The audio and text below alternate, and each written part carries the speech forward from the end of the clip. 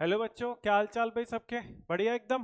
तो बच्चों, आज की क्लास में अपन लोग स्टार्ट करेंगे सिंपल इंटरेस्ट। ठीक है, कुछ इंपॉर्टेंट क्वेश्चंस करेंगे, इंस्टॉलमेंट्स वाले भी और नॉर्मल बेसिक फॉर्मूला से उठाते हुए सारी चीज़ें क्लरिकल और पीओ लेवल दोनों तक कवर करते हुए।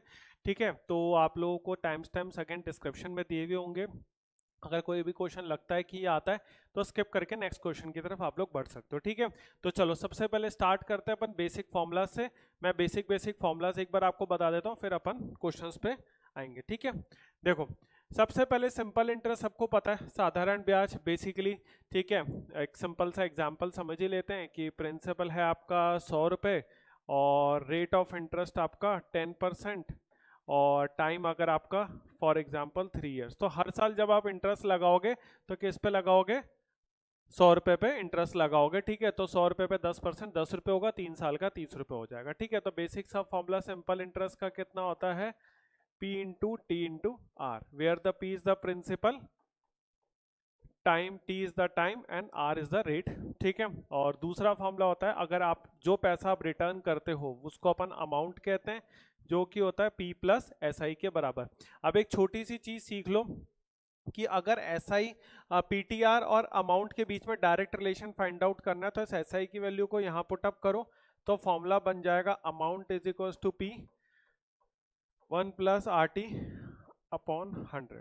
ठीक है, तो ये फॉर्मूला ऐसा कुछ अलग नहीं है, बस यही है कि इस SI को मैंने यहाँ सब्स्टिट्यूट किया, P को कॉमन ले लिया और इसके बाद जो है वो अपना डायरेक्ट अमाउंट की वैल्यू आ जाएगी। ये उस केस में यूज कर लेना जब प्रिंसिपल, रेट और टाइम दे रखा हो और डायरेक्ट अमाउंट निकालना हो, तो SI को स्किप करके बाईपास करके आप डायरेक्ट अमाउंट पे पहुंच सकते हो। ठीक है, बेसिक सी चीज है। उसके बाद अपन आते हैं अपने क्वेश्चन से स्टार्ट करते हैं, क्योंकि इसमें ज्यादा कुछ इतना है नहीं, बाकी जो फॉर्मूले छोटे मोटे एक आध है वो मैं बता दूंगा आपको उसी टाइम पे। चलो फर्स्ट क्वेश्चन से स्टार्ट करते हैं। A man invested the 1/3 of his capital eight 9%, 1/4 of his capital eight 8% and the rest at rate of 12%। If the total interest earned is ₹3,000 in the year, find the amount invested by him. ठीक है, अगर आपको याद होगा बच्चों, मेरी previous classes में मैंने प्रॉफिट एंड लॉस परसेंटेजेस के अंदर एक चीज बोली थी कि जब भी कोई एक वैल्यू को मल्टीपल फ्रैक्शंस में डिवाइड करें तो सबसे सिंपल तरीका होता है उस डिनोमिनेटर्स के आप क्या ले लो, एलसीएम ले लो, फ्रैक्शंस के डिनोमिनेटर्स के एलसीएम ले लो और वो नंबर आप बना लो। तो यहाँ पर 100 लेने की बजाय, x लेने की बजाय आप 3 और 4 का एलसीएम लो। 3 और 4 का बच्चों एलसीएम कितना होता है? 12।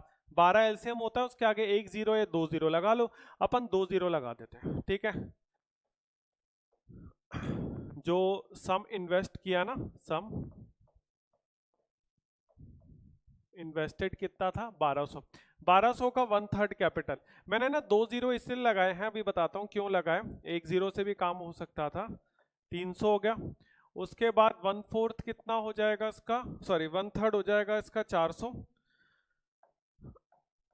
ये हो जाएगा आपका 300 और बाकी जो बचा हुआ है वो हो जाएगा 500। ठीक है, ये इसकी प्रिंसिपल्स हो गई।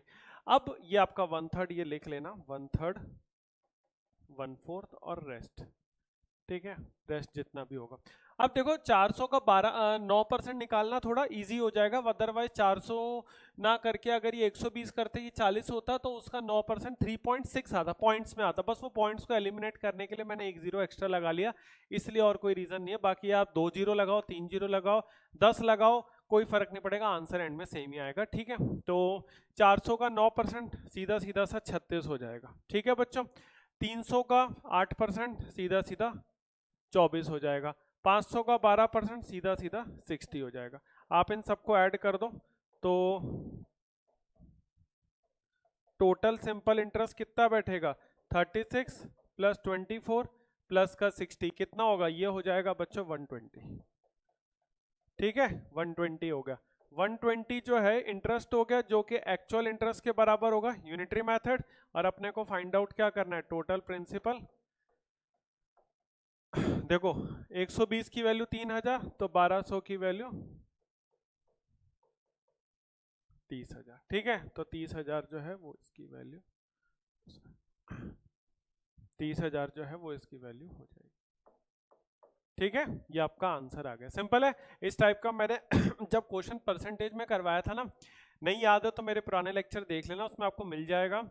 मैंने बोला था ये चीज कि इस टाइप का जो मेथड है, जब कोई एक वैल्यू को मल्टीपल फ्रैक्शंस में डिवाइड करते हो तो हमेशा आप क्या करोगे, जो फ्रैक्शंस है उसके आप डिनोमिनेटर्स का क्या करोगे, एलसीएम लोगे, ठीक है।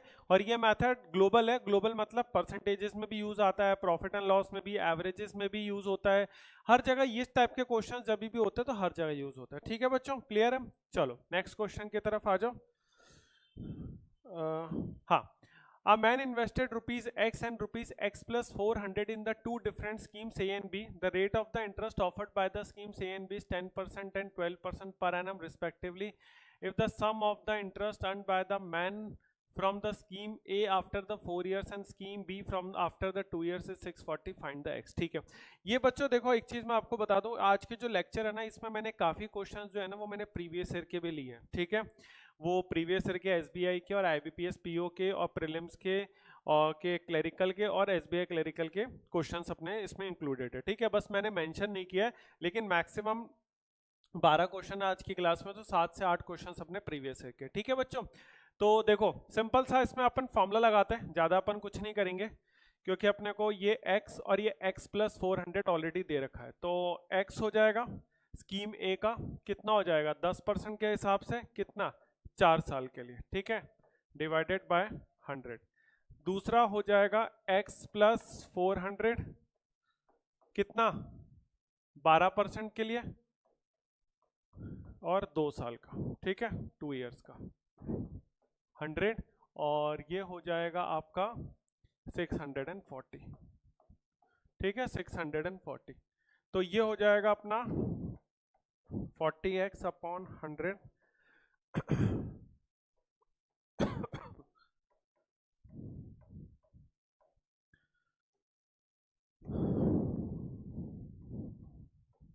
640, ठीक है बच्चों। तो ये हो जाएगा 40x and 24x 64x plus 24 into 4 ये हो जाएगा आपका 900 एंड हाँ और 64,000।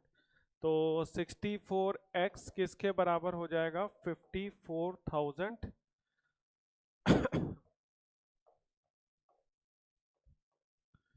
ये हो जाएगा, ठीक है। सो ठीक है, इसको जब आप सॉल्व करोगे ना बच्चों तो 850 आपका आंसर आएगा, ठीक है। इसमें सिंपल सा क्वेश्चन है, ठीक है। अभी और देखो अलग अलग टाइप के जो ट्रिकी क्वेश्चंस हैं और जो थोड़े कॉन्सेप्चुअल है वो भी आएंगे, कुछ चैप्टर का स्टार्टिंग है इसलिए मैंने थोड़े स्टार्ट सिंपलर क्वेश्चन से मैं हमेशा करता हूँ। आपने मेरे प्रीवियस लेक्चर को देखा होगा, मैं पहले दूसरे क्वेश्चन में सारे मैक्सिमम कॉन्सेप्ट नहीं लाता हूँ उठाकर, ठीक है। तो ये चीज़ है, सिंपल है, डायरेक्ट स्ट्रेट फॉरवर्ड क्वेश्चन है, सॉल्विंग वाला है, ठीक है। ऐसे क्वेश्चन एग्जाम्स में बिल्कुल आते हैं, कोई ऐसा प्रीलिम्स का पेपर आपको भी पता है कोई बहुत ज़्यादा डिफिकल्ट नहीं, इजी टू मॉडरेट कैटेगरी का होता है और बेसिक सॉल्विंग होती है। हमेशा मैंने पहले भी लेक्चर्स में कहा ट्रिक के चक्कर में मत फंसना कि ट्रिक ट्रिक ट्रिक सोचते रहो, सिर्फ ट्रिक से कुछ नहीं होता, ठीक है। कोर मेथड्स पे ध्यान देना, चीज़ें जल्दी अपने आप हो जाएंगी, विद इन 1 मिनट ही हो जाएगा, ठीक है। ऐसा नहीं है कि बेसिक से करने से चीज़ें लेंदी होती हैं, ये एक मिथ है बहुत बड़ा, ठीक है बच्चों। जहाँ फॉर्मूले की जरूरत है वो मैं खुद बता दूंगा, जैसे इसमें एक फॉर्मूला लगता है, पीटीआर वाला भी फॉर्मूला लगता है, एक स्पेशल फॉर्मूला भी लगता है, देखो कैसे। A sum of money triples itself in 15 years and 6 months. In how many years would it double itself? ठीक है, एक sum of money जो है वो 15 साल 6 महीने के अंदर में डबल हो ट्रिपल हो जाता है। मतलब कोई सिंपल वैल्यू है 100 तो वो अपनी वैल्यू का 300 बन जाती है अमाउंट में, ठीक है। तो कितने साल में वो वैल्यू जो है वो डबल हो जाता है, ठीक है। देखो पीटीआर वाले फॉर्मूले से तो आप लोग मैक्सिमम बच्चे इसको कर ही सकते हो, ठीक है। मैं उस वाले मेथड से नहीं बता रहा हूँ, मैं इसका एक दूसरा मेथड आपको बताता हूँ।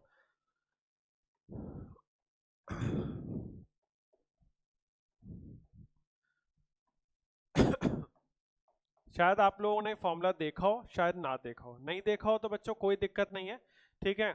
और देखो ये बेसिकली है क्या, सबसे पहली बात T1 वो वाला टाइम है जो टाइम आपको गिवन है, उसके बाद उसी से रिलेटेड जब ये वैल्यू ट्रिपल हो जाती है तो ये वैल्यू हो जाती है आपकी कितनी n1, तो यानी कोई प्रिंसिपल अपनी वैल्यू का ट्रिपल हो जाती है, तो n होता है नंबर ऑफ टाइम्स, वो पूछ रहा है डबल कितने साल में होगी, तो मतलब आपसे पूछ रहा है n2, तो n1 के कॉरस्पॉन्डिंग T1 तो वो हो जाएगा 31 अपॉन 2 ईयर्स भाई, क्योंकि 15 ईयर्स 6 मंथ्स है ना, 15.5 साल, ठीक है। तो 31 बाय 2 ईयर्स हो गया। और T2 आपको बताना है, ठीक है भाई। चलो वैल्यू पुट अप कर देते हैं। तो T2 की वैल्यू हो जाएगी N2 यानी 2 - 1 इंटू 31/2 डिवाइडेड बाय 3 - 1। तो 2 - 1 तो 1 हो जाएगा, तो 31/4 ये हो जाएगा 7 3/4। तो 7 3/4 का मतलब क्या हो गया बच्चों, 7 साल। और 3/4 का मतलब कितना हो गया आपका, 12 महीने का 3/4 9 मंथ्स। ठीक है, 7 years and 9 months। ठीक है, ये आपका आंसर आ जाएगा। आया समझ में, क्लियर हुआ सबको कैसे करना है? ठीक है, 7 years 9 months जो है वो इसका आंसर आपका हो जाएगा। ठीक है बच्चों, आ गया समझ में, इजी था। अगेन कह रहा हूँ फॉर्मूला वैसे इजी है, लर्न कर सको तो कर लेना, ठीक है, आसान ही हो जाएगा। नहीं कर सको फिर भी बस फर्क इतना पड़ेगा कि पहले आपको पीटीआर वैल्यू लगा के, फॉर्मूला लगा के पीटीआर वाला, उसके बाद आर निकालना पड़ेगा। क्योंकि देखो कोई वैल्यू को 100 मानोगे, अमाउंट हो जाएगा 300 या इंटरेस्ट हो जाएगा 200, ऐसा कह सकते हो। फिर उसके बाद टाइम दे रखा है, प्रिंसिपल और वो वैल्यू कट जाएगी, आर निकालना पड़ेगा। उस आर को दोबारा फिर इसमें यूज करोगे। बस थोड़ी सी कैलकुलेशन करनी पड़ेगी, इससे थोड़ी ज्यादा होगी, रहेगा वो भी इजी। अगर ये 30 सेकंड में सॉल्व होगा तो शायद वो 40-45 सेकंड में होगा।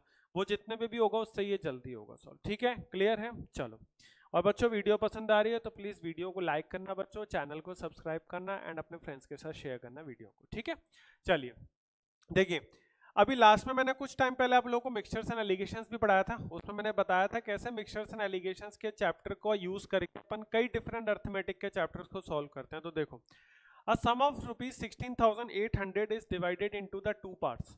One part is lent at the simple interest of 6% per annum and the other at 8% per annum. After 2 years, the total sum received is rupees 19,000. The sum lent at the 6% of simple interest is, ठीक है, 16,800 का जो principal है इसको अपन ने दो part में divide कर दिया, प्रिंसिपल P1 और P2। ठीक है, इससे जो अमाउंट बना वो कितना बना, 19,000 का। कितने साल में, 2 इयर्स में। ठीक है, देखो P1 और P2 पार्ट अपने को नहीं पता, लेकिन ये पता है कि उसने P1 पार्ट को 6% पे लेंड किया है और P2 पार्ट को 8% पे लेंड किया है। ठीक है, 6% और 8% पे उसने अपने को इसको लेंड किया है। ठीक है, the sum lent at the 6% interest. तो सीधा सीधा सा अपन क्या करते हैं, एलिगेशंस का यूज करते हैं। लेकिन एलिगेशन का यूज तो कर लोगे, 6% और 8% लिख दोगे, क्योंकि एक पार्ट की प्रिंसिपल का इंटरेस्ट 6%, दूसरे पार्ट का 8%। लेकिन मिडिल में कौन सी वैल्यू आती है, मिडिल में तो वो वैल्यू आती है जो टोटल प्रिंसिपल पे इंटरेस्ट होता है, रेट ऑफ इंटरेस्ट। वो तो अपने को दे नहीं रखा, चलो भाई निकाल लेते हैं, नहीं दे रखा तो कोई दिक्कत नहीं है।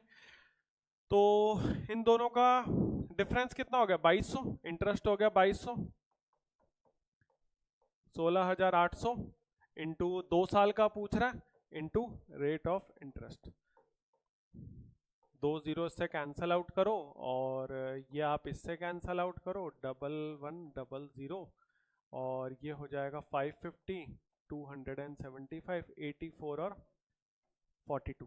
तो R की वैल्यू आएगी 275 डिवाइडेड बाय 42%। भाई देखो ये और कट रहा है क्या, 42 आपका 6 से कटेगा, 6 से नहीं कट सकता, 7 से नहीं कट सकता और 21 से नहीं कट रहा, ये नहीं कटेगा बच्चों। इसको पॉइंट्स में मत लिखना, ऐसी वैल्यू को मैंने, ये जो आपको मैं पॉइंट्स बोल रहा हूँ ना, आपने मेरी अगर लेक्चर्स को ध्यान से देखा होगा ना, मैंने हर लेक्चर में छोटे छोटे पॉइंट्स आपको बताए हैं। 275 डिवाइडेड बाय 42, ये वैल्यू अगर नहीं कट रही ना, इसको रहने देना। ठीक है, ठीक है, ये चीज है 275 डिवाइडेड बाय 42। तो अब आप क्या कर सकते हो इसके अंदर, ठीक है, ये आ जाएगा आपका इतना। तो अब इसमें से ये चीज माइनस करो, तो 8 में से 275 बाय 42 कितना हो जाएगा भाई, 8 2 16, 8 4 32, 336 है ना, तो ये हो जाएगा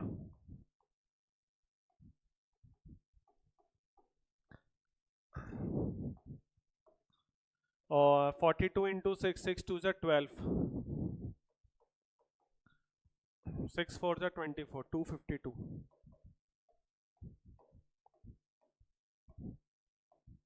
42 से 42 कैंसल आउट, तो 336 में से 275 गया तो कितना हो जाएगा? 25 एंड 36 61, और 275 में से 252 जाएगा तो कितना हो जाएगा? 23।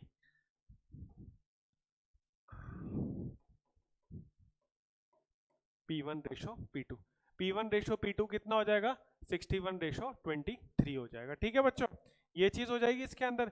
अब देखो सीधा सीधा सा क्या करना है, 16,800 को आपको इस वैल्यू में डिवाइड करना है। क्या बताना है? 6% इंटरेस्ट वाला, 6% इंटरेस्ट वाला यानी P1 वाला। तो P1 की वैल्यू जब आप बताओगे तो P1 की वैल्यू कितनी हो जाएगी? 61/84, क्योंकि इन दोनों के रेशियोज का वैल्यू का सम होगा इंटू 16,800।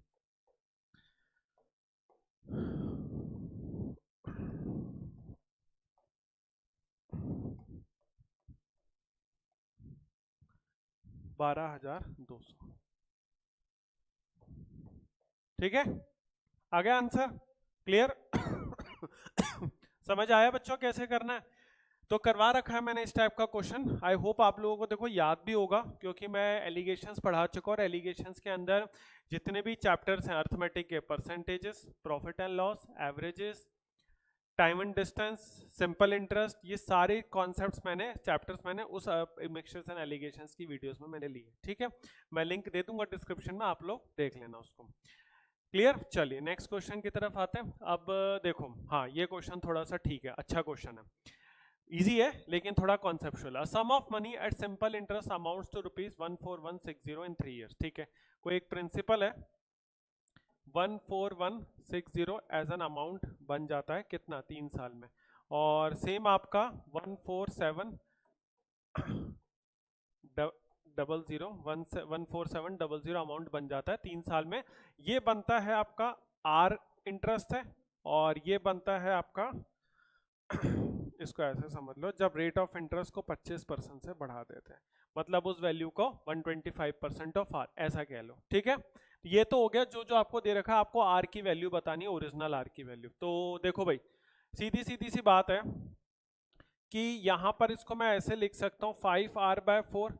अब ये बच्चों क्यों बढ़ा? देखो प्रिंसिपल तो दोनों सिनेरियो में सेम है, ठीक है, टाइम भी दोनों केस के अंदर जो है वो अपना कितना है? 3 years का है, यानी प्रिंसिपल सेम, टाइम सेम है ना, सॉरी हाँ टाइम सेम, तो फर्क किसका है? रेट का। ठीक है, रेट का फर्क है, और दोनों की वैल्यूज में डिफरेंस कितने का है? दोनों की वैल्यूज में अगर डिफरेंस निकाले A2 माइनस A1 तो 540 रुपए का, मतलब सेकेंड अमाउंट आपका फर्स्ट अमाउंट से ज्यादा है, जो कि 540 रुपए का। ठीक है, तो इसका मतलब ये डिफरेंस किसकी वजह से आएगा? सिर्फ इसकी वजह से तो आएगा, इन दोनों के डिफरेंस की वजह से। तो यानी 5r/4 में से r जाएगा, तो अपन लिख सकते हैं 540 का डिफरेंस की वजह से फर्क पड़ेगा, तो यानी r/4 540, तो r की वैल्यू हो जाएगी 2160। ठीक है, r की वैल्यू कितनी, सॉरी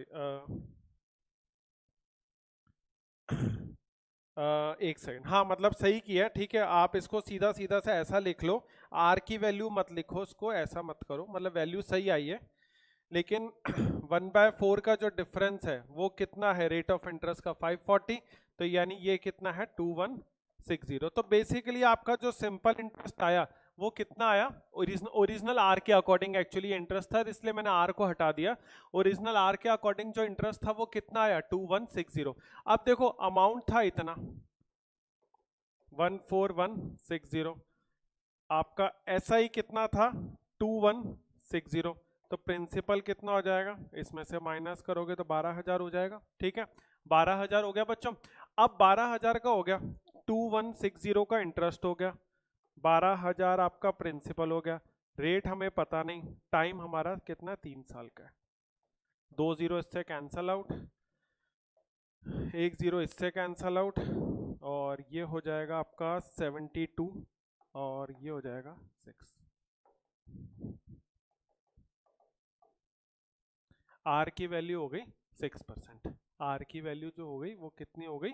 6% हो गई, तो ये कितना आ गया आपका? ठीक है, आर की वैल्यू कितनी हो गई? 6% आपका हो गया। ठीक है बच्चों, आया सबको समझ में, क्लियर? तो ये आपका आंसर इसमें हो जाएगा, ठीक। तो ये चीज है, इस तरीके से आपको करना है। तो सिंपल था, देखो कुछ भी नहीं था इसमें, है ना, कि ये जो 1/4 का जो डिफरेंस आया ये इसी में से आया, 5/4 माइनस का 1, तो ये आपका 1 था, ये 5/4 था, ठीक है, इस वजह से, क्लियर। चलिए नेक्स्ट क्वेश्चन पे आते हैं।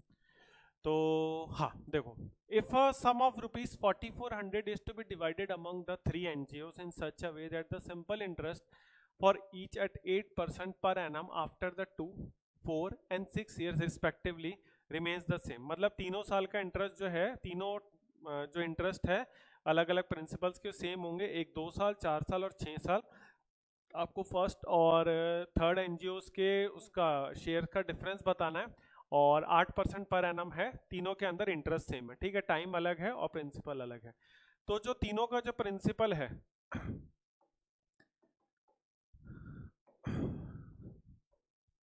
आप उसको x ratio y ratio z मान लीजिए, ठीक है, x ratio y ratio z मान लो। तो ये कितना हो जाएगा, देखो x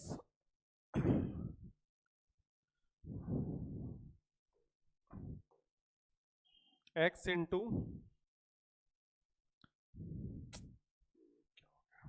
हाँ, x इंटू 8 इंटू 2 अपॉन 100, क्योंकि देखो सिंपल इंटरेस्ट सेम है, SI1 SI2 और SI3, ये आपका क्या है, तीनों केस में सेम है। तो y into 8 into 4 divided by 100, z into 8 into 6 divided by 100, 100 100 100 8 8 और 8,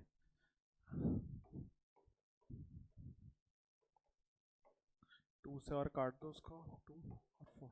भाई आप लोगों को ये चीज मैंने पहले अगेन बता रखी है कि इस तरीके से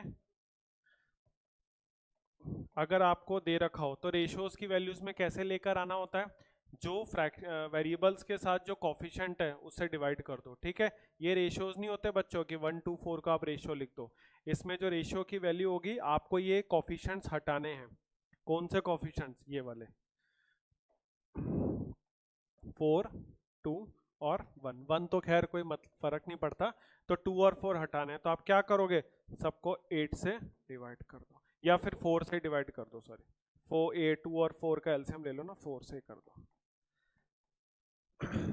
तो ये हो जाएगा x ratio y ratio z, तो ये हो जाएगा 4 रेशो 2 रेशो 1, 4 रेशो 2 रेशो 1, ठीक है। ये चीज आपकी वैल्यू इसमें हो जाएगी। Difference between the share of the first and third NGO, तो फर्स्ट एंड थर्ड, तो यानी ये हो जाएगा 3 डिवाइडेड बाय कितना हो गया 7, एक सेकंड बच्चों, ये क्या हो गया इसके अंदर, 4 2 1,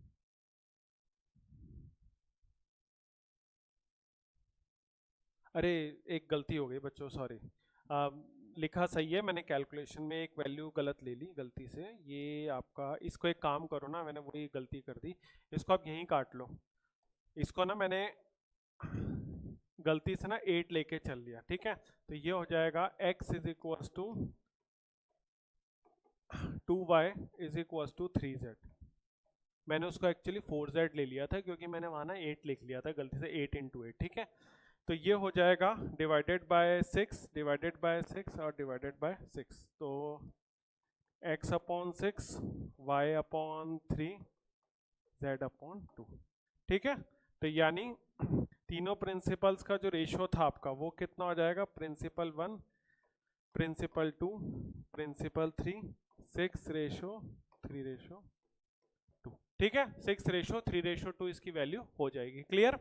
अब देखो क्या करोगे, फर्स्ट एंड थर्ड का बताना है, तो इसका मतलब इन दोनों का, तो ये कितना हो जाएगा 4 अपॉन 11 4400, तो ये जाएगा आपका 400 400 इंटू 4, ये कितना हो जाएगा 1600, इसकी वैल्यू हो जाएगी।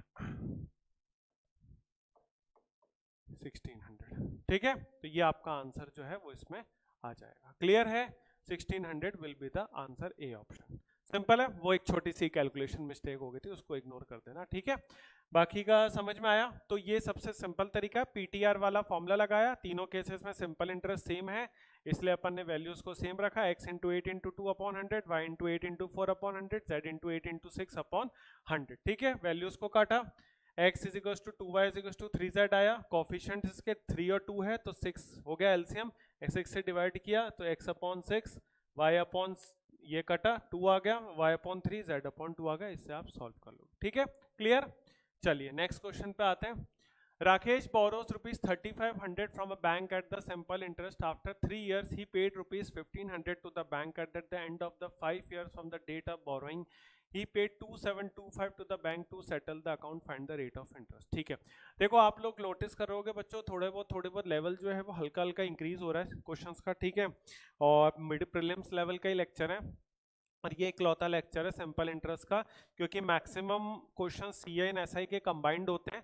ठीक है, इसलिए मैंने मैक्सिमम कोशिश की है कि सिंपल इंटरेस्ट अपन एक ही लेक्चर में फिनिश कर दें, इंक्लूडिंग द इंस्टॉलमेंट्स क्वेश्चन। ठीक है, चलो अब देखो 3500 रुपये उसको वापस लौटाने। ठीक है भाई, तो 3500 अब सिंपल चीज नहीं है कि भाई उसने क्या किया, 3 साल के बाद ही 1500 रुपये दे दिए, और जो बाकी का जो था ना वैल्यू वो उसने 2 साल के बाद दिया, मतलब वो टोटल 5 साल के बाद दिया। अब पहले तो ये देखो कि 3500 जो लिए उसने और लौटाए कितने, उसने लौटाए 2725 प्लस का 1500, तो कितने लौटाए उसने 4225 4225। ठीक है, और कितने लिए थे 3500, यानी उसने इंटरेस्ट कितना पे किया 725 का। सबसे पहली बात तो आपको ये समझनी है। अब आप इसको ऐसे समझ लो कि 3500 का जो स्टार्टिंग का 1500 है, ठीक है, उस पे 3 साल का इंटरेस्ट लगेगा, और जो बाकी का 2000 है भाई, 3500 में से 1500 गया, 2000 बचा, तो जो 2000 है उस पे पूरे 5 साल का इंटरेस्ट लगेगा। टोटल मिला मिलू कर जो आएगा वो 725 रुपए। ठीक है, ज्यादा आपको सोचने की जरूरत ही नहीं है, तो 725 ये हो जाएगा 1500 इंटू 3 इंटू आर, भाई रेट ऑफ इंटरेस्ट नहीं पता ना, plus 2000 into 5 into R divided by 100। बात खत्म, बस आगे आंसर इसी से, और कुछ आपको करने की जरूरत नहीं है। 2 0 से 2 0 कैंसल आउट, 2 0 से 2 0 cancel out, 15 into 3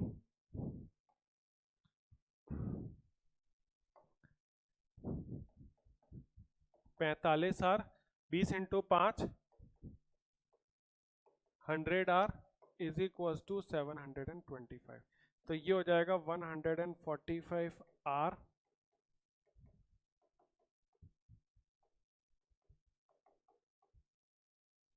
are is equal to 5%। ठीक है, कितना हो जाएगा, आर की वैल्यू कितना हो जाएगा 5% आपका हो जाएगा। ठीक है, यही आंसर है। लो भाई आ गया 5%। देखो एक लाइन का क्वेश्चन था। अब अगर इसमें कोई कंफ्यूज होना चाहे ना, तो बच्चे पता है कैसे कंफ्यूज हो जाते हैं कि यार 3500 में से इंटरेस्ट पहले दिया, उस 3500 में जो 725 का इंटरेस्ट है वो 1500 में इंक्लूडेड है या 2725 में इंक्लूडेड है। ठीक है, ये बड़ा कंफ्यूजन हो जाता है, तो इतना ना सोचने की जरूरत नहीं है, क्योंकि उसने मिलाकर दिया है। अब आप मान लो कि स्टार्टिंग में उसने जो, देखो स्टार्टिंग में पूरा इंटरेस्ट तो नहीं दे देगा, ठीक है, हाँ, लेकिन ये उसने कैलकुलेट कर लिया होगा इतना इतना बनेगा, तो वो इंटरेस्ट उसने स्टार्टिंग में दे दिया, प्रिंसिपल बाद में दिया। या ये कर लो कि स्टार्टिंग में 1500 रुपये उसने सिर्फ प्रिंसिपल दिया, 2000 जो 2725 है उसमें 2000 प्रिंसिपल है, 725 इंटरेस्ट है, कि भाई पूरा इंटरेस्ट जो एंड में बनेगा वो मैं एक साथ दे दूंगा, तो वो चीज़ है। तो कुछ भी कर लो, आंसर कैसे भी कंसिडर कर लो, तो आंसर तो ओवरऑल मिला के इक्वेशन यही बैठनी है। ठीक है, क्लियर? चलो देखो ये भी अच्छा क्वेश्चन है, सारे क्वेश्चन अच्छे हैं बच्चों, मैंने बोला ही था स्टार्टिंग के 2-3 क्वेश्चन को छोड़ के सारे क्वेश्चन से कुछ ना कुछ नए सीखोगे हर क्वेश्चन में। A part of 38,800 is lent out at 6% पर 6 मंथ्स। ठीक है, पर 6 मंथ्स का मतलब होता है कि जो आपका इंटरेस्ट कैलकुलेट हो रहा है ना ईयरली, एनुअली होता था, ठीक है, पर एनम जिसको कहते हैं, वो हर 6 महीने के बाद हो रहा है इंटरेस्ट कैलकुलेट, ठीक है। लेकिन एक बात चीज ध्यान रखना, ये हाफ ईयरली नहीं है। हाफ ईयरली लिखा होता ना तो उसमें रेट हाफ हो जाता है, टाइम डबल हो जाता है, लेकिन यहां पर सिर्फ टाइम डबल होगा, रेट हाफ नहीं होगा, ये बात ध्यान रखना। हाफ ईयरली में रेट हाफ, टाइम डबल, ये होता है, ठीक है। लेकिन इसलिए हाफ ईयरली जो है ना सिंपल इंटरेस्ट में कोई इंपैक्ट ही क्रिएट नहीं करता, क्योंकि रेट हाफ हो गया, ठीक है, टाइम डबल हो गया, तो आर का r/2 हो गया, टाइम का t का 2t हो गया, तो 2 से 2 कट गया, बात खत्म। इसलिए सिंपल इंटरेस्ट में क्वार्टरली और सेमी एनुअली या हाफ ईयरली कोई इंपैक्ट क्रिएट नहीं करते, वो सेम रहता। लेकिन इसमें है पर 6 मंथ्स, ठीक है, तो ये इंपॉर्टेंट है।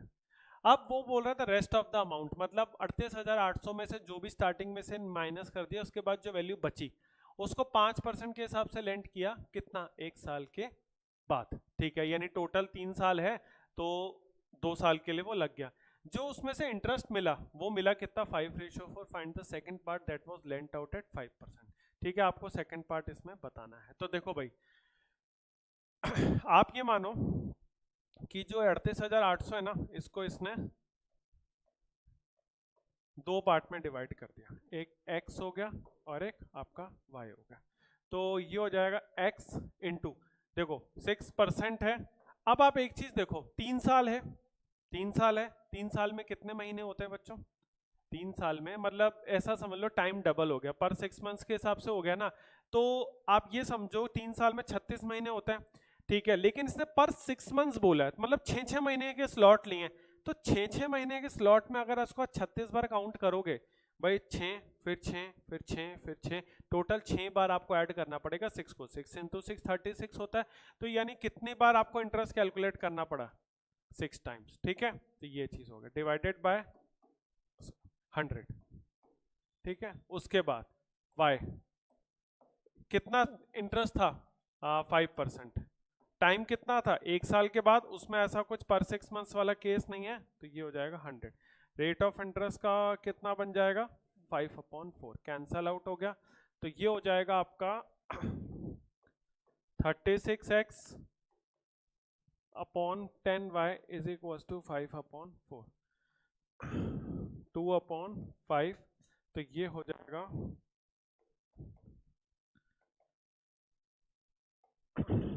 3672,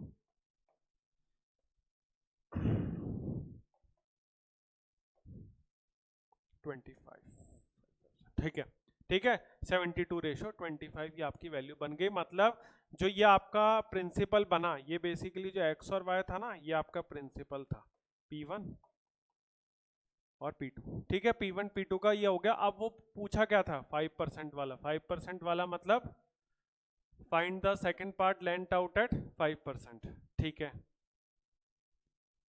तो ये हो गया आपका 36x हो गया, 5 5 25, ठीक है, लेकिन 5/4 है, चलिए ठीक है, देखते हैं। तो ये बोल रहा है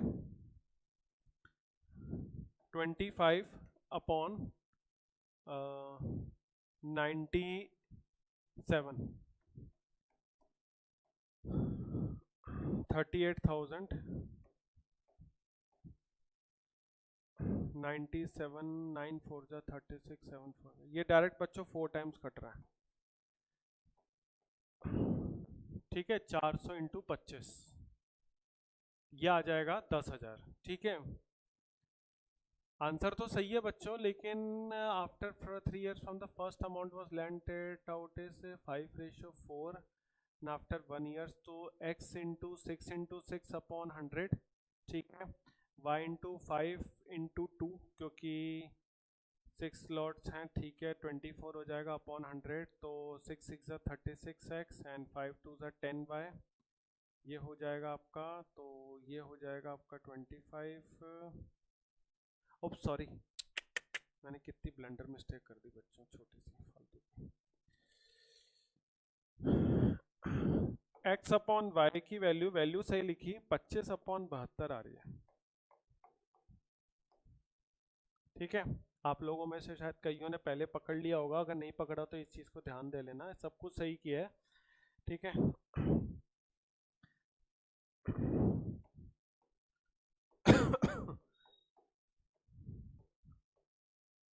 38,000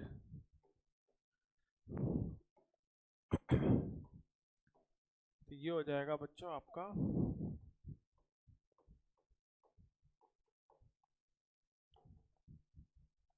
ठीक है P2 की वैल्यू। ठीक है, गलती कर दी थी। ठीक है, 36x/10y था एक्चुअली, ये देखो दिख भी रहा है 25 जा रहा है ऊपर, 72 जा रहा है नीचे, क्यों लिखा था पता नहीं, वो बस जल्दबाजी में मिस्टेक हो गई। ठीक है, तो यही हो जाती हैं गलतियां छोटी मोटी, है ना। तो ये हो जाएगा 25/72 आना था, मैंने 72/25 लिखा था, तो 72 की वैल्यू निकालनी है, 72 बस इतना फर्क था, मैं यहाँ ऊपर 25 लिख रहा था। ठीक है, तो क्योंकि आंसर मैच ही नहीं कर रहा था, इससे 10,000 आ रहा था, वो देख ही रहा था कहीं ना कहीं अपन गलती कर रहे हैं। ठीक है बच्चों, क्लियर है, आया समझ में। तो इसमें इंपॉर्टेंट क्या है समझने वाला, समझने की चीज इंपॉर्टेंट जो ये है इसमें कि जो हाफ ईयरली होता है ना और पर 6 मंथ्स वाला, ये अलग अलग चीज है। पर 6 मंथ्स पे रेट हाफ नहीं होता। ठीक है, रेट हाफ नहीं होता, सिर्फ आपका टाइम जो है वो आपका डबल हो जाएगा जैसे उसमें होता है। ठीक है, क्लियर है। चलिए नेक्स्ट क्वेश्चन पे आते हैं, क्वेश्चन नंबर 9 पे। ठीक है बच्चों, अच्छा क्वेश्चन है, देखो थोड़ा लेंथ देख के आपको लग रहा होगा। A person invest ₹12,000 as fix deposit at the bank at the rate of the 10% per annum simple interest, but due to some pressing needs he has to withdraw the entire money after 3 years, for which the bank allowed him a lower rate of interest. If he gets ₹32.20 less than what he would have got at the end of the 5 years, the rate of the interest allowed by the bank is। ठीक है भाई, एक simple सा concept है, ये तुम्हारे real life जिंदगी में होता है। बैंक में एफडी करवाते हो कभी भी ना, एक होता है साल भर की एफडी करवाई, अभी काम करना, अगर कभी एफडी नीड पड़े, कभी होता है तो एक बार जाना प्री मैच्योर विड्रॉल पे जाना, तुम देखना कि जो अगर 7% का इंटरेस्ट रेट पूरी मैच्योर होने के बाद तुम्हें मिल रहा होगा ना, उसके अकॉर्डिंग बैंक तुम्हारा इंटरेस्ट काट देगा। तो बेसिकली इंटरेस्ट जो पेनल्टी लगेगी उसके अकॉर्डिंग वो एक नया रेट ऑफ इंटरेस्ट तुम्हें बताएगा, 5 बता देगा, 4.5 बता देगा, 4 बता देगा, डिपेंडिंग कि तुम एक साल में कब विड्रॉ कर रहे हो। ठीक है, तो वही वाली चीज, यही सेम चीज है बिल्कुल। ठीक है, कि आपको बेसिकली क्या होने वाला है कि बैंक जो है वो आपको एक नया रेट ऑफ इंटरेस्ट दे रहा है, लेकिन कम है क्योंकि आप पैसा जो है वो जल्दी उसमें से विड्रॉ कर रहे हो। तो a person invest ₹12,000 as the fix deposit at the bank at the rate of 10% per annum simple interest, but due to some pressing needs he has to withdraw the entire money after 3 years। ठीक है, entire money के बाद उसको 3 साल बाद withdraw करना पड़ा, लेकिन वैसे कब करना पड़ता, 5 साल के बाद, जिसकी वजह से उसको बैंक ने एक लोअर रेट ऑफ इंटरेस्ट दिया और उसको 3,320 रुपए कम मिलते हैं। लेकिन कितने से कम मिलते हैं ये नहीं पता अभी, अभी अपने को पहले ये पता लगाना है कि उसको एक्चुअल में मिल कितने रुपए रहे थे, तो नया रेट ऑफ इंटरेस्ट कितना है। तो भाई पहले तो ये पता लगाओ कि उसको मिल कितना इंटरेस्ट रहा था। तो देखो 12,000 का प्रिंसिपल, उस पे 10% के हिसाब से 5 साल, तो ये उसको मिल रहे थे भाई कितने, 6,000 रुपए। ठीक है, ये उसको मिल रहा था, लेकिन अब उसको कितना मिल रहा है, 3,320 कम मिल रहा है, तो कितना मिल रहा है ये हो जाएगा आपका 680, 2680 न्यू इंटरेस्ट। ठीक है, कितना मिल रहा है बच्चों, न्यू इंटरेस्ट कितना है, 2680, इतना रुपया उसको मिल रहा है। तो ये मिला, ठीक है भाई। प्रिंसिपल तो उतना ही था, प्रिंसिपल में तो कोई चेंज नहीं किया, 12,000, 3 साल के लिए था, नया रेट ऑफ इंटरेस्ट, बस बात खत्म तो एक जीरो इससे उड़ा दो, ये हो जाएगा आपका 88 88 ही हो जाएगा, हाँ 88 हो जाएगा, और ये हो जाएगा 44 और 6 3 22। यार फिर कुछ गड़बड़ हो गई,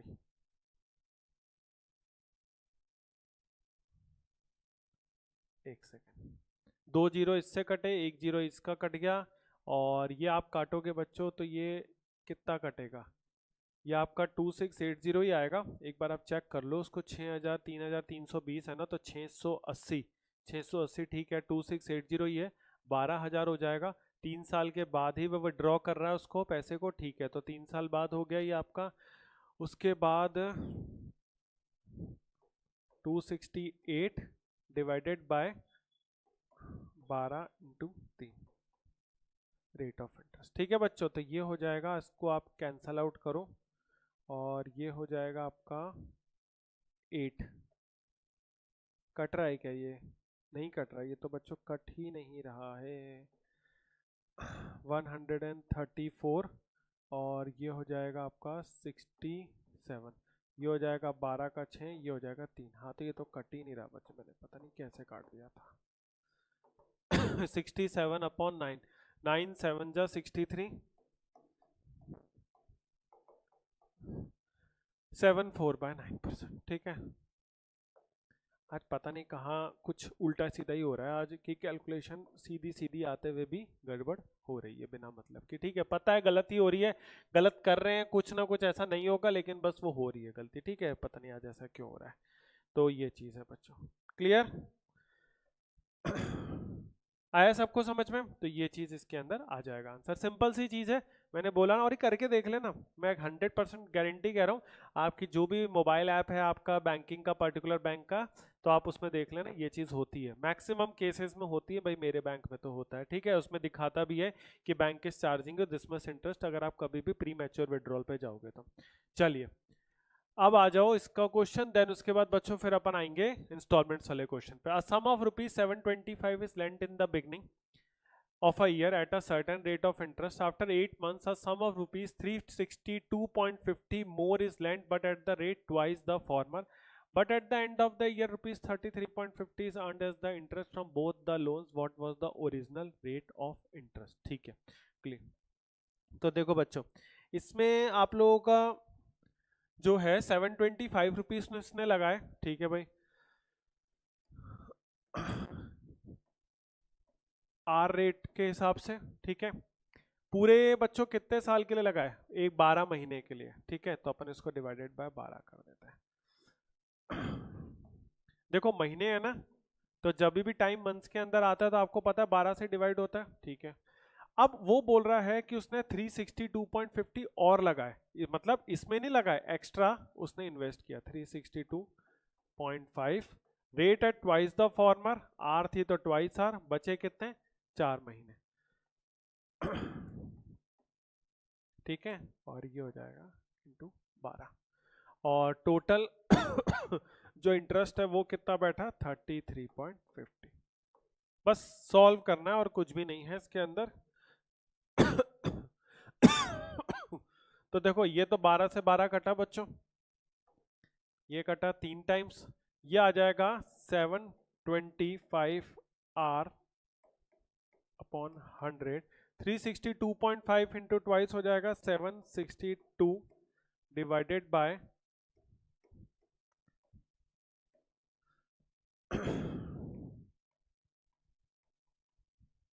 ठीक है, ये चीज हो जाएगी। तो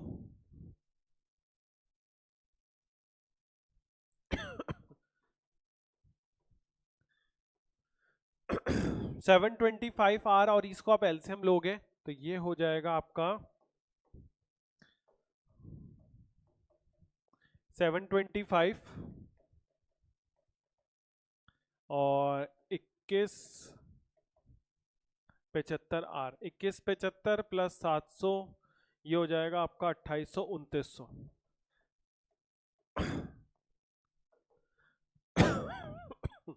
335 इंटू 30। ठीक है, 335 इंटू 30 हो जाएगा, और ये आप जीरो से अगेन जीरो काटो इसमें,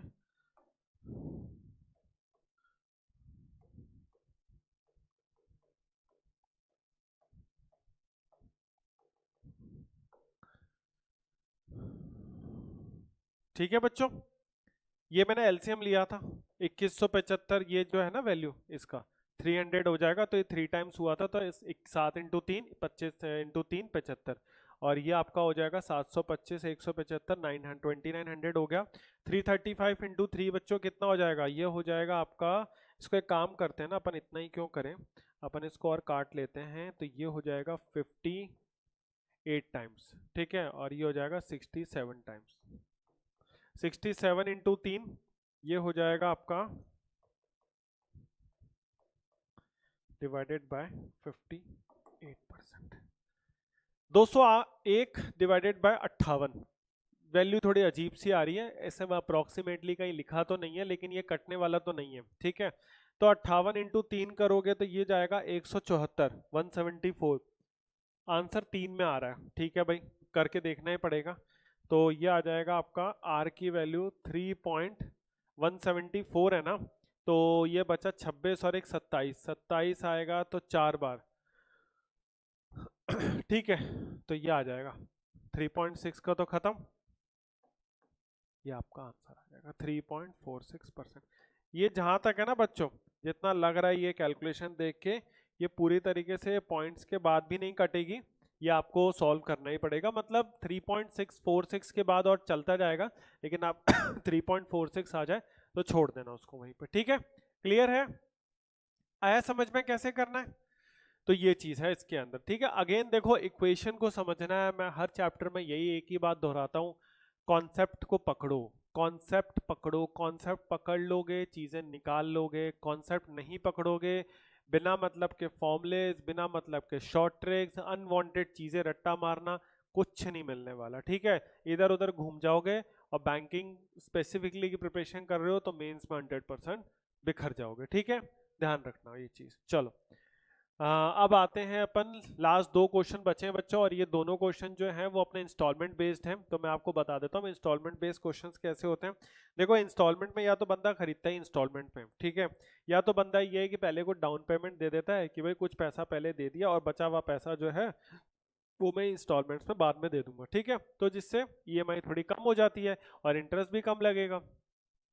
अब यहां पर क्या होगा, एक आर्टिकल बिका 500 रुपए का, या तो 500 रुपए कैश में लो और ले लो उसको, या फिर ये 150 रुपए की डाउन पेमेंट दे दो और उसके बाद जो 350 रुपए जो बचे वो 5 इंस्टॉलमेंट्स में डिवाइड कर दो। अब 5 इंस्टॉलमेंट्स में ऐसा तो नहीं है कि 50-70 रुपए दिए, ठीक है, 50 क्योंकि 5 इंस्टॉलमेंट है भाई, तो इंटरेस्ट भी तो लगेगा, है ना, तो इंटरेस्ट भी तो लगेगा टाइम के हिसाब से। तो रेट ऑफ इंटरेस्ट जो चार्ज हो रहा है वो 18% हो रहा है, तो मंथली इंस्टॉलमेंट आपको बताना है, ठीक है। तो भाई देखो, आपका जितना भी पैसे पर वो कैलकुलेट हो रहा है ना, वो निकालो तो आप मान के चलो कि आपकी मंथली इंस्टॉलमेंट जो है बच्चों वो कितनी है, 100 रुपए की है, आप ये अज्यूम करो, ठीक है। एक्स वैक्स का चक्कर छोड़ो आप, ठीक है, आप मान के चलो कितना है, 100 रुपए है। तो पहली इंस्टॉलमेंट जो होगी उस पे रेट ऑफ इंटरेस्ट कैलकुलेट नहीं होता, ठीक है, ध्यान रखना, पहली इंस्टॉलमेंट जो होती है उस पे रेट ऑफ इंटरेस्ट कैलकुलेट नहीं होता, ठीक है, क्योंकि सिंपली जो है पहली इंस्टॉलमेंट चली जाएगी, उसके बाद से इंस्टॉलमेंट पे इंटरेस्ट कैलकुलेट होगा।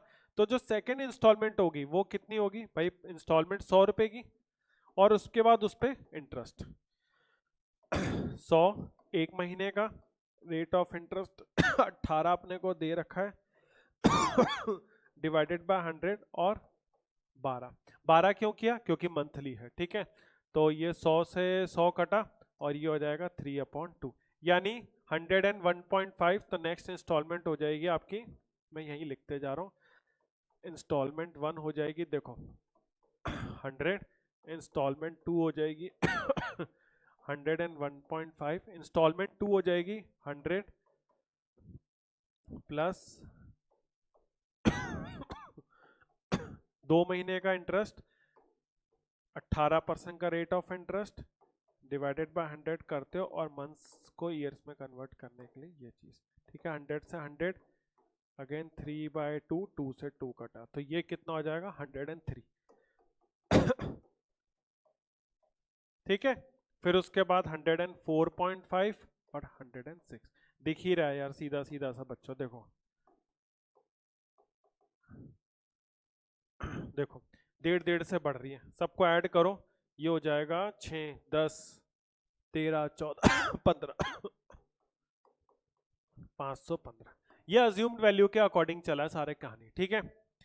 ये तो हो गया। अब ये किसके बराबर करोगे, तो इसको करोगे जो आपको पैसा पे ऑफ करना है। तो देखो 350 रुपये तो आपको पे करना ही है, तो 350 पे इंटरेस्ट भी तो लगेगा, कितना, 5 महीने का, कितना, 18% के हिसाब से डिवाइडेड बाय 18 इंटू 12, तो ये हो जाएगा आपका 0 से 0 गया, ये गया 2, ये गया 9, ये गया 3, ये गया 4, और ये हो जाएगा आपका 105 डिवाइडेड बाय 4।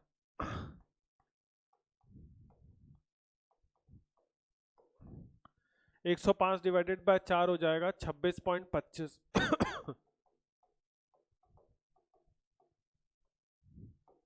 तो यानी भाई इतना पैसा पे करना है, 376.25। ठीक है, कितना पे करना है? 376.25 रुपए जो है बच्चों वो अपने को पे करना पड़ेगा। तो अब देखो 376.25 पे करना है, जो कि किसके बराबर होगा? इसके बराबर। वैल्यूज देखो थोड़ी सी अजीब सी हैं, तो इनमें वैल्यूज पे मत जाना, इस पे भाई किसी का कंट्रोल नहीं रहता। वैल्यूज एग्जामिनर ने देखो अगर सोच लिया ना कि उल्टी देनी है, तो वो आप कुछ नहीं कर सकते, आप चाहे कितने फॉर्मूले लगा लो। 376.25 इंटू ये हो जाएगा 100 डिवाइडेड बाय 515,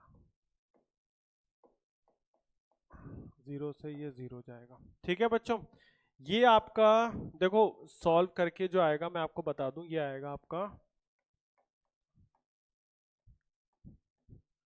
73.06।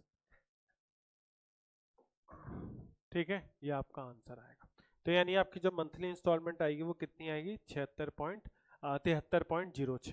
ठीक है, इसका सबसे सिंपलेस्ट तरीका है, ये आपको इतना बार बार करके देखने की जरूरत नहीं पड़ेगी, एक बार आप समझ जाओगे। क्योंकि देखो एक चीज बताऊं, दो चीजें होंगी, या तो तुम्हारे को प्रिंसिपल जो इंस्टॉलमेंट्स की वैल्यू है वो दे रखी होगी, और अगर वो दे रखी है तो उस 100 की जगह फिर 100 अज्यूम करने की जरूरत नहीं है। एमआई का वाला मंथली इंस्टॉलमेंट, डायरेक्ट उस इंस्टॉलमेंट, पहली इंस्टॉलमेंट वही वैल्यू जो दे रखी है, दूसरी पे एक महीने का इंटरेस्ट या ईयरली इंटरेस्ट वो देख लेना, ईयरली या मंथली है, फिर दूसरे पे उसी हिसाब से, तीसरे पे उसी हिसाब से।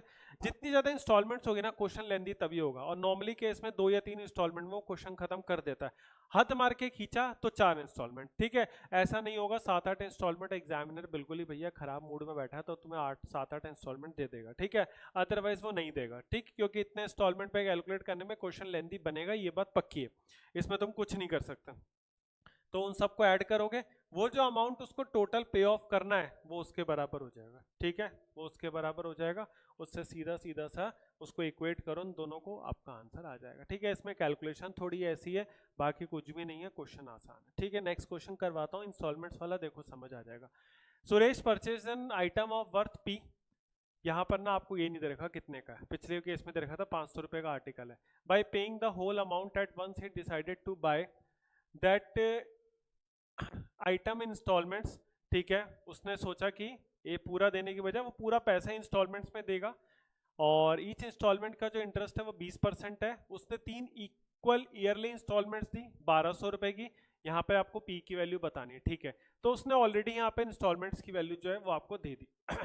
तो ये हो जाएगा आपका 1200 पहली इंस्टॉलमेंट्स, दूसरी इंस्टॉलमेंट देखो 1200 तो हो गई, प्लस उसके बाद उसका इंटरेस्ट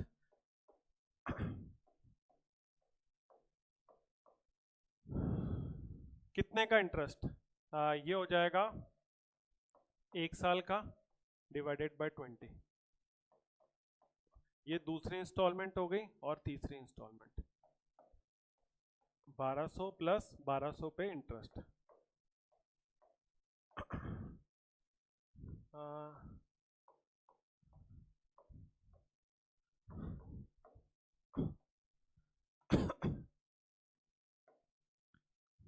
ठीक है, तो ये पहली इंस्टॉलमेंट हो गई 1200, दूसरी हो गई 1200 1440, तीसरी हो गई 480 1680। ठीक है, ये हो गई, ये 3 इंस्टॉलमेंट्स हो गई इंक्लूडिंग द इंटरेस्ट। तो 1200 1200 1200 कितना हो गया? 3600।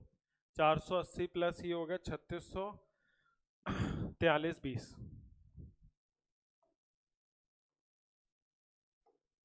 यानी जो बंदे को वैल्यू अभी कुछ पड़ रही थी वो उसको इंटरेस्ट मिलाकर इंस्टॉलमेंट्स में 4320 पड़ेगी, 4320 पड़ेगी। ठीक है, अब कितनी की वैल्यू एक्चुअल थी वो निकालते हैं। देखो अपने को वैल्यू नहीं पता, तो अपन ने पिछले क्वेश्चन में क्या किया था, यहाँ पर ये देखो प्रिंसिपल जो पे करना था, यहाँ पर कुछ डाउन पेमेंट नहीं है तो पूरी वैल्यू प्लस उस पर इंटरेस्ट, तो सीधा सीधा सा कितना हो जाएगा, P प्लस P इंटू कितना 20% इंटू 3 इंस्टॉलमेंट्स डिवाइडेड बाय 100। ठीक है, तो ये चीज हो जाएगा और ये आपका कैंसल आउट हुआ, तो ये हो जाएगा 16P अपॉन 10, और ये बच्चों किसके बराबर है, 4320। तो 16 2 32, 32 और उसके बाद 111 7 70।